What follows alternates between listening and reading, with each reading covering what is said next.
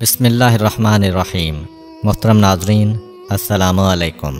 ذوالنون مصری بیان کرتے ہیں کہ ایک دن میں گھر میں بیٹھا ہوا تھا کہ اچانک دل میں خیال آیا کہ باہر نکل کر نیل کے ساحل پر جاؤں۔ چنانچہ میں گھر سے نکلا اور نیل کے ساحل کی طرف چل پڑا۔ راستے میں نے دیکھا کہ سیاہ رنگ کا ایک زہریلا بچھو بڑی تیزی سے ساحل کی طرف جا رہا تھا۔ میں نے اسے تیزی سے ساحل کی طرف بڑھتا ہوا دیکھا تو دل میں کہا کہ ہو نہ ہو یہ ضرور کسی مہم کے لیے جا رہا ہوگا، لہٰذا میں نے یہ فیصلہ کیا کہ مجھے ہر قیمت پر اس کا تعاقب کرنا چاہیے اور دیکھنا چاہیے کہ کہاں جا رہا ہے۔ یہ سوچ کر میں اس کے تعاقب میں روانہ ہوا، اور جب وہ ساحل پر پہنچا تو ایک مینڈک ساحل پر اس کے انتظار کے لیے پہلے سے موجود تھا۔ بچھو اس کی پشت پر سوار ہوا اور اسے لے کر دریائے نیل کو پار کرنے لگا۔ میں اس کی حرکت کو دیکھنے کے لیے ایک کشتی پر سوار ہوا اور بچھو پر نظریں گاڑے رکھیں۔ الغرض وہ دریا کی دوسری طرف پہنچا۔ میں بھی کشتی سے اتر کر اسے دیکھنے لگا۔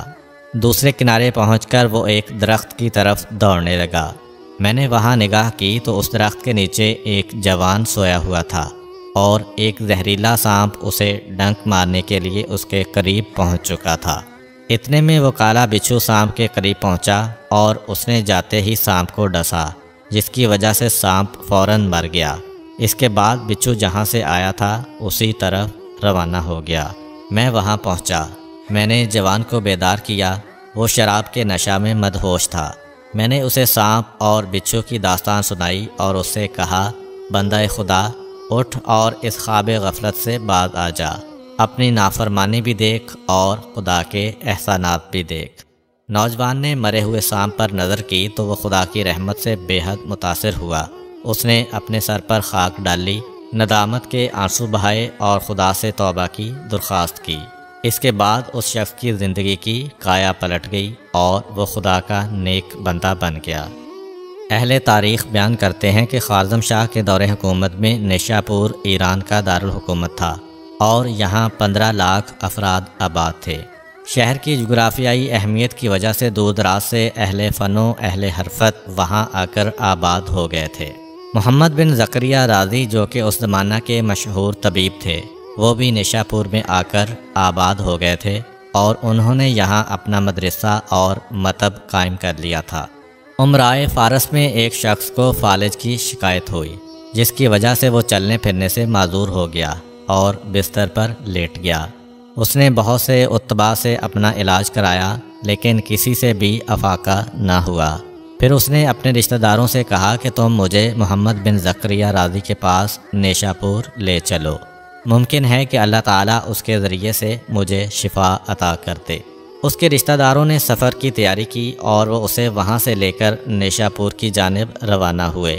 ایک طویل سفر کرنے کے بعد وہ دوپہر کے وقت نیشاپور پہنچے۔ شدید گرمی کا وقت تھا، دکانیں بند تھیں۔ انہوں نے سوچا کہ اس وقت انہیں سرائے میں رہائش اختیار کرنی چاہیے تاکہ شام کے ٹھنڈے وقت طبیب کے پاس مریض کو لے جائیں۔ چنانچہ انہوں نے ایک سرائے میں قیام کیا، مریض کو صحن میں لٹا دیا اور خود سو گئے۔ جب شام کا وقت ہوا اور وہ نیند سے بیدار ہوئے تو انہوں نے سوچا کہ اب جا کر مریض کو جگانا چاہیے۔ جب وہ وہاں گئے جہاں انہوں نے مریض کو لٹایا تھا تو مریض وہاں موجود نہیں تھا۔ انہوں نے ادھر ادھر دیکھا تو اسے چلتے پھرتے پایا۔ مریض کو یوں چلتا دیکھ کر انہیں بہت تعجب ہوا۔ چنانچہ انہوں نے اس سے کہا، جناب عالی، آپ تو چلنے پھرنے سے قاصر تھے، اچانک آپ صحت مند کیسے ہو گئے اور یوں بے دھڑک چلنے لگے؟ اس نے جواب دیا، مجھے بھی نہیں معلوم کہ میں کیسے ٹھیک ہو گیا۔ تیماردار اسے تیزی سے لے کر محمد بن زکریہ رازی کے پاس آئے اور انہوں نے اس سے مریض کی سرگزشت بیان کی۔ رازی نے کہا کہ اس کے فوراً کپڑے اتارو۔ جب اس کے کپڑے اتارے گئے تو اس کے کپڑوں میں 2 بچھو دکھائی دیے۔ رازی نے کہا، اس پر خدا نے از خود کرم کیا ہے۔ اس کا علاج بچھو کا زہر تھا، اسے جیسے ہی بچھو نے کاٹا تو یہ تندرست ہو گیا۔ جب انہوں نے خدا کی اس حکمت کو دیکھا تو بے اختیار سجدہ شکر بجا لائے اور اپنے وطن واپس چلے گئے۔ ایک دفعہ کا ذکر ہے کہ شہر شیراز میں خسرہ کی وبا عام ہو گئی۔ شہر میں ایک حاذق طبیب رہتا تھا جس کے پاس لوگ دور دراز سے دوا لینے آتے تھے۔ اسی طبیب کا اپنا بیٹا بیمار ہوا۔ طبیب نے بڑی توجہ سے اس کا معائنہ کیا اور اس نے ملیریا کی ادویات استعمال کرائیں، جبکہ حقیقت میں اسے ملیریا نہیں تھا بلکہ وہ خسرہ میں مبتلا تھا۔ چند روز بعد وہ بچہ اللہ کو پیارا ہو گیا۔ اس واقعہ سے ہمیں یہ سبق ملتا ہے کہ ہمیں یہ جاننا چاہیے کہ طبیب اور دوائی کی حیثیت وسائل سے زیادہ نہیں ہے۔ جب تک خدا نہ چاہے نہ طبیب فائدہ دے سکتا ہے اور نہ ہی دوائی مفید ثابت ہو سکتی ہے۔ عقیدہ توحید کا یہ تقاضا ہے کہ انسان یہ اعتقاد رکھے کہ تمام تاثیرات خدا کے اختیار میں ہیں اور باقی سب وسائل ہی ہیں۔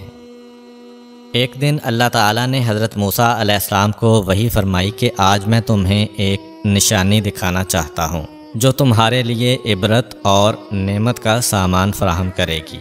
تم فلاں گاؤں جاؤ، وہاں تمہیں 4 اشخاص ملیں گے، ان سے گفتگو کرنا، ان سے ان کی حاجت پوچھنا اور ان سے ان کے پیشے اور ان کا کاروبار پوچھنا۔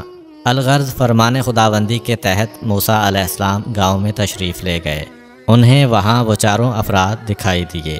چنانچہ آپ نے ان سے گفتگو کی تو پہلے شخص نے کہا، میں کاشتکار ہوں، پچھلے سال زراعت میں مجھے نقصان اٹھانا پڑا تھا جس کی وجہ سے میں مقروض ہو گیا، پھر اس فصل کے لیے میں نے ادھار پر بیچ لیا اور فصل کاشت کی ہے۔ آپ سے درخواست ہے کہ آپ خدا سے سوال کریں کہ وہ بارش نازل فرمائے تاکہ ہماری فصلیں بہتر ہوں اور ہم خسارہ سے بچ جائیں۔ حضرت موسیٰ علیہ السلام نے دوسرے شخص سے گفتگو کی تو اس نے کہا، میں کمہار ہوں، مٹی کے برتن بناتا ہوں، دور دراز سے مٹی لاتا ہوں، پھر اسے بھگو کر اس سے گارا بناتا ہوں، بعد میں اس گیلی مٹی سے برتن بنا کر دھوپ میں رکھتا ہوں اور ان کے خشک ہونے کے بعد انہیں پکا کر فروخت کرتا ہوں۔ آپ سے میری یہ درخواست ہے کہ آپ اللہ سے دعا مانگیں کہ وہ بارش نہ برسائے، ورنہ میری ساری محنت اکارت ہو جائے گی اور مجھے خسارہ اٹھانا پڑے گا۔ حضرت موسیٰ علیہ السلام نے تیسرے شخص سے گفتگو کی تو اس نے کہا، میں کھیت کا مزدور ہوں، نالیاں بناتا ہوں، اگر آندھی آ جائے تو مجھے نالیاں بنانے میں آسانی ہو جاتی ہے، ورنہ میرا کام مشکل ہو جاتا ہے۔ آپ سے درخواست ہے کہ آپ اللہ تعالیٰ سے دعا کریں کہ وہ تیز آندھی بھیجے تاکہ میرے لیے سہولت پیدا ہو جائے۔ حضرت موسیٰ علیہ السلام نے چوتھے شخص سے گفتگو کی تو اس نے کہا، میں باغبان ہوں، میرے باغ میں بہت سے پھلدار درخت موجود ہیں، پھل پکنے کے قریب ہیں، لیکن مجھے اندیشہ ہے کہ کہیں آندھی نہ آ جائے۔ اگر آندھی آ گئی تو میرے باغ کے پھلوں کو شدید نقصان ہوگا اور میں خسارہ کا شکار ہو جاؤں گا۔ آپ سے میری درخواست ہے کہ آپ اللہ سے دعا مانگیں کہ وہ ہمیں آندھی سے محفوظ رکھے۔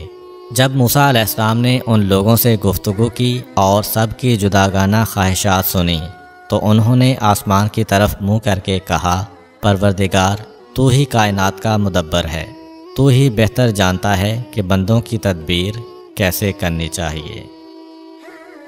امید کرتا ہوں کہ آپ کو آج کی ویڈیو اچھی لگی ہوگی۔ اگر آپ کو ہماری ویڈیو اچھی لگی ہے تو ویڈیو کو لائک کریں اور مزید اس طرح کی ویڈیوز دیکھنے کے لیے ہمارا چینل سبسکرائب کر لیں۔ ملتے ہیں نیکسٹ ویڈیو میں، اجازت دیجیے، اللہ حافظ۔